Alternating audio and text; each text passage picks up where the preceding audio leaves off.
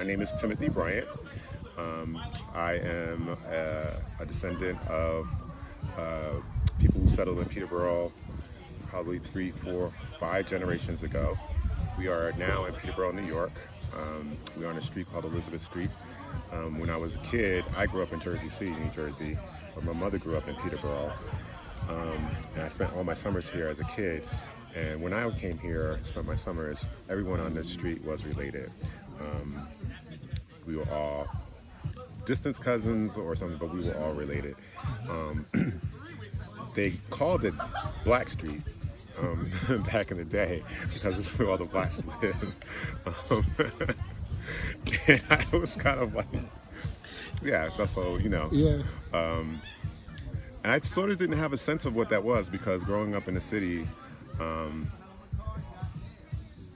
you would think, growing up in Jersey City, you would think that racial tension was a little bit different and segregation was different, but it was very segregated where I grew up. And I actually felt safer and I felt less aware of my blackness in central New York, in Peterboro. And I think a lot of that has to do with the history here and the energy that's here. Peterboro itself was founded by Garrett Smith, who's an abolitionist, so it's always been a free place and always been a safe place. And that energy always existed, even though we had people who were not necessarily maybe from that same mindset who relocated here, but I sort of think they understood the history. And so as a kid, I was able to just kind of like run around all day long, all night long, and there was no concern about my safety. Black Street, Elizabeth Street is always home. But again, we called it, some people, I never did, but I know I've heard it called that, but it didn't have a negative connotation to it. It was almost a source of pride because these were landowners, like my grandfather purchased his house when he married my grandmother from my grandmother's relatives. My grandmother grew up in this town as well, right down the street, at the end of the street. And so there was always a sense of pride that we had. This whole street was occupied by our family, and it was owned. The property and the land was owned. My grandfather spent many, many hours taking care of the land, did all the gardening. We had fresh vegetables all year round because my grandmother would can everything. So in the winter times, we would come back for holidays. We always had, fresh vegetables and things, so again, it was a sense of pride here. What was the earliest that you can date your family first being here in Peterboro? So my grandmother was born and raised here. Her mother was also born and raised in Peterboro. But beyond that, I know that we had ties here, but I think they were sort of like cousins and more distant relatives who lived in Peterboro. And so, but as far as I know, we've always sort of had ties here since almost when Garrett Smith was here. So the 1800s, early 1800s. Yeah. And they're buried in the graveyard too. That's correct. And the woman that they spoke of today at the ceremony, Russell, is her last name. Mavina? Yes. So that she's my mother is related to her. Oh, wow. Yeah. So that's very far back. Yeah. So, and my mother talks about her grandmother, who lived to be 105 or 107, something like that. But she talks about her and how she has memories of her relatives being enslaved, but she never really wanted to talk about it. I think partly because she felt some guilt or something because, she wasn't, she didn't have that experience herself. But she was a Russell. She was okay. Yeah. And Malvina came from Kentucky. That's correct.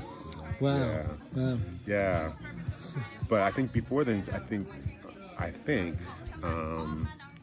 she was at a different plantation, was sold, and I believe that first plantation wasn't in Kentucky. I think when she was sold, to that plantation in Kentucky before she came here. She wasn't in Kentucky very long. I'm not 100% sure. John, my cousin John, would know. Yeah, yeah. What a fascinating story, and just Mavina's story, which we heard earlier. Yeah. About how Garrett bought her a carriage. Yeah. Bought a carriage, the horses, and the driver to bring her How about that? out of slavery from Kentucky to Peterboro. Yeah.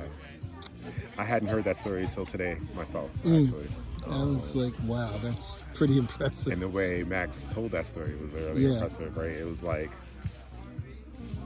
can you imagine what that's like? What a monumental shift that had to be so quickly. I was like, wow. Right. Yeah, that's amazing. To be it's like a limousine picking you up from the prison. Yeah, exactly. Taking you to like, freedom. I was like, how did they even wrap their head around it? But also, like, how safe did they even feel even in that? Yeah. Having to still cross the United States, and then what kind of questions they would have gotten. What does this black family be? Who would they, so it might have been, in our minds, it might have been like a thing that seemed like you were royalty, but perhaps they didn't feel so safe. Right. And I guess it was a relative of Mavina's who lived here that wanted help, asked Garrett for help to get her out of Yes, that's Kentucky. correct. I feel like I should know that story. yeah, that's all right. That's all right. But you're absolutely right. Yeah. Yeah. So how are you, continuing the legacy here today? So my mother was sort of the matriarch of the family. My mom passed away 2 years ago. And I'm not just saying it because she's my mom, but my mother had a very special spirit. And, just people just loved her, and she just really took care of the family. And I'm sort of carrying on that legacy as best I can. I'm sort of kind of a central part of what happens in terms of keeping us together and making sure this event happens every year. Yeah.